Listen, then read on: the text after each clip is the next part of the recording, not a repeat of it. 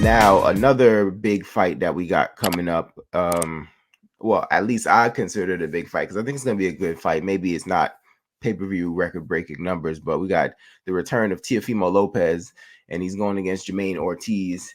And these are two guys who actually, I do like both of their fighting styles. Actually, I think they have a lot of similarities. And at the 35 weight, I thought they were both pretty big for the weight.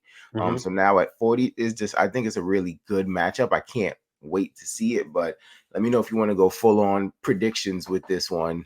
I mean, why not? We could just dive deep, right?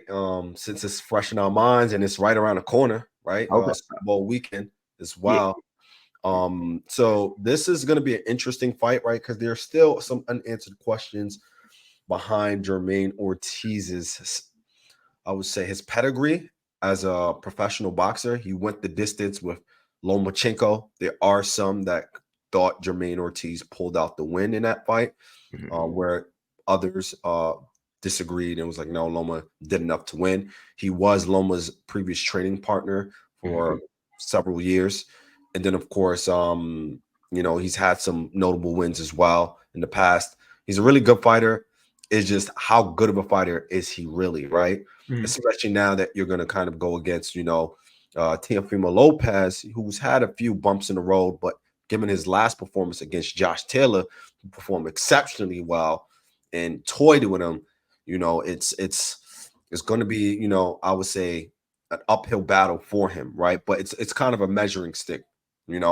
I personally have Teofimo winning by decision. I don't think, Teofimo would stop Jamaine Ortiz, right? Even though I can definitely see that happening. But I think, Jamaine Ortiz's experience, especially fighting Loma, I think would allow him to kind of, just be a bit. But then again, I don't know, right? Because Teofimo has a lot more experience than he does. So, and Teofimo is a bigger puncher than Loma as well, right? But I'm gonna go, Teofimo's gonna, win by unanimous decision against Ortiz. And I think he's gonna do it by essentially it's gonna be some close rounds in the beginning, and then as the fight progresses, I think Teofimo is gonna start, using his athleticism and really outboxing Jamaine Ortiz.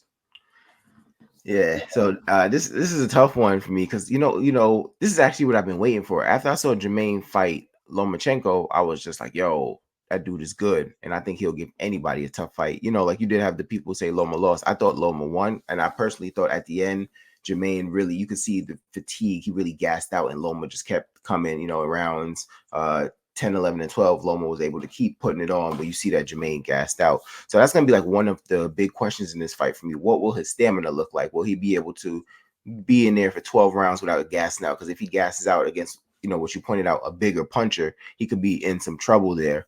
But the interesting thing about this fight is I think there's similarities. I do think Teo's the bigger puncher, but I think they're two guys who rely on their athleticism and in certain cases their size.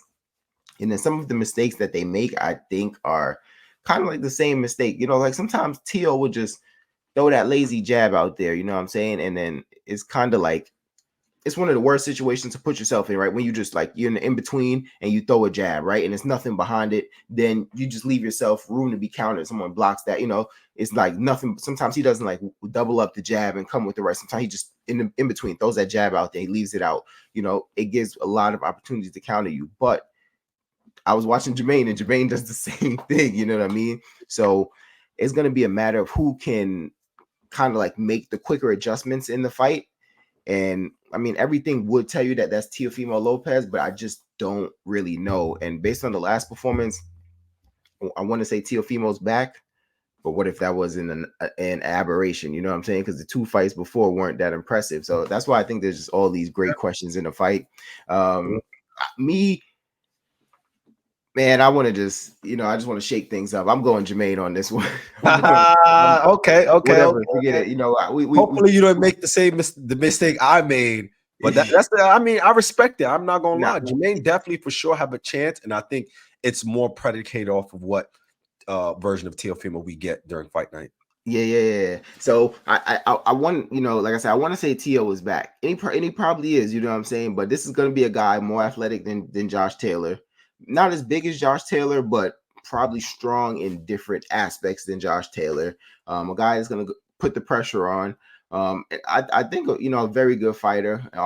I'll say this: I think if it was a best of seven, like an NBA series, I think Teofimo would win the best of seven. But I think on February 8th, I think Jamaine Ortiz is gonna pull it out. I'm gonna actually go decision, but wait a minute. I'm gonna just go. So I got Jamaine on split decision, and I think two judges to one. And Okay. so I'm gonna go Jamaine, and then I mean that'll really shake things up. Like I said, we can't agree on everything. You know what I'm saying? So right Yeah. now, I guess I'm gonna go mine versus. I mean, my heart's not really with either of these fighters, so I'm gonna just shake things up. I got Jamaine winning this fight. Yeah, hopefully, because last time Regis made me look bad. So, Yeah.